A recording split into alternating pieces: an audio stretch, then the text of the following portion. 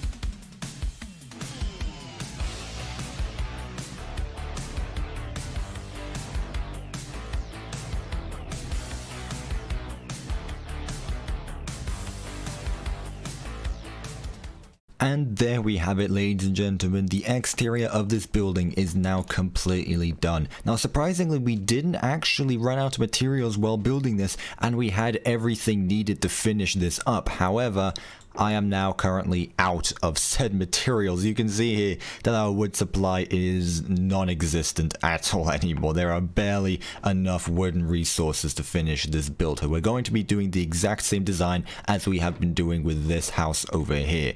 But we can see here in the interior, we have quite a bit of space to work with. So what I'm going to be doing, as I said, is the exact same as our main building over there. The first floor is going to be stripped oak logs, and the second floor is going to be made out of barrels, as I think that does look really good and fits the style of this theme. However, as I said, since I am out of all wooden materials, that means I'm going to have to go to the nearest forest and cut down quite a few trees. So not much longer after that, something I just thought of is that this place used to be a mountain. I completely forgot that there used to be a mountain on this island that we actually dug out. This building right here would be inside of a rock right now, and it's weird to think how far we've actually come. It doesn't feel like we've been doing much, as this is only episode 7, but trust me, there has been a lot of planning and time put into this series, and it's hard to think that how much we've actually done in these 7 episodes, and trust me, there are a whole lot more stuff coming in the near future. Since we've got the bottom floor basically completely done, what I want to work on now is how we're actually going to be getting to the top floor. So what I have in mind is that we put a spiral staircase just right here. And I'm thinking that the block we use for the steps will be smooth stone slabs, as we haven't actually used that block, and I think it'll be a good, just different texture for the build. So do I have any smooth stone? No, that's a bit of a problem. Not to worry, I found my stone supply and I'm now currently placing in the blocks around the staircase. So right this, circling around. These have always been quite a pain to build. I've never actually built a spiral staircase first try because of the positioning where the blocks need to be. But that should do it fine. So the problem I had was that the ceiling is going to be one block on top of here. So the top floor is going to be right here. Since it's connected with those barrels, it's actually on this block instead of this block down here. So I had to find a way where it doesn't look like it's hidden behind the staircase at the bottom floor, but somewhere where it actually reaches the top floor in a somewhat nice manner. Now the next thing we need to do is craft some barrels. Lots of barrels. And luckily I was actually wrong with the crafting recipe. It doesn't require planks but sticks, so now things should be a whole lot cheaper, and just like that we have quite a few barrels, but we're going to need quite a bit more if we're going to want to cover the entire top floor.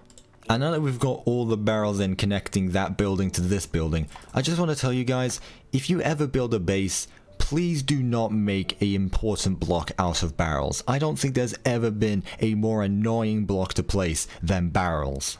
But now that that's out the way, this should be everything covered up. Everything that needs to go in now is just the wall blocks, which we should have way more than enough terracotta to deal with. So we should hopefully have all the blocks needed to finish the interior of the top floor.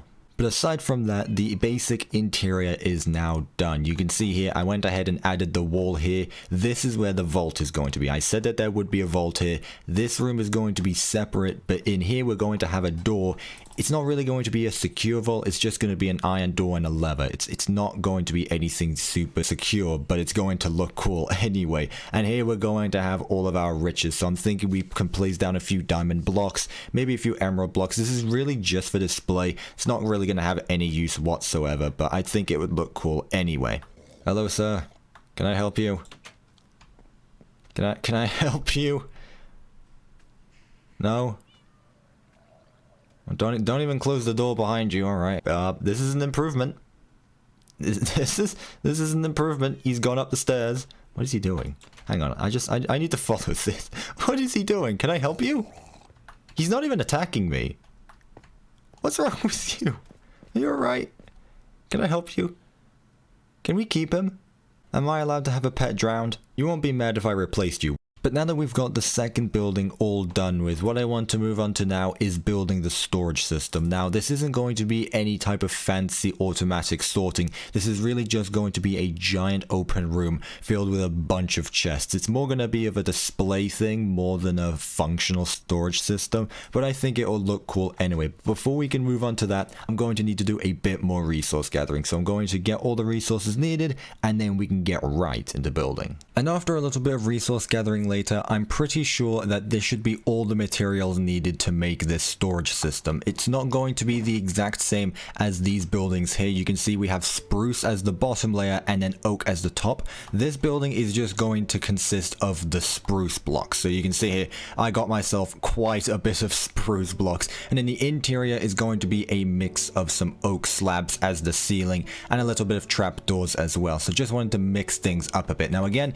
this isn't going to be for a functional storage system. This is really just for display. It's going to look cooler than it is functional, but hopefully this should be all the materials needed to construct this thing. Now you may notice as well, I actually had to move the entire thing to the right a bit, otherwise these two buildings would be way too close to each other and the roofs might actually connect to each other. So I had to move it a little bit just so that way we have a little bit more space to work on the roof. But without further ado, let's get into another time lapse and build our storage system.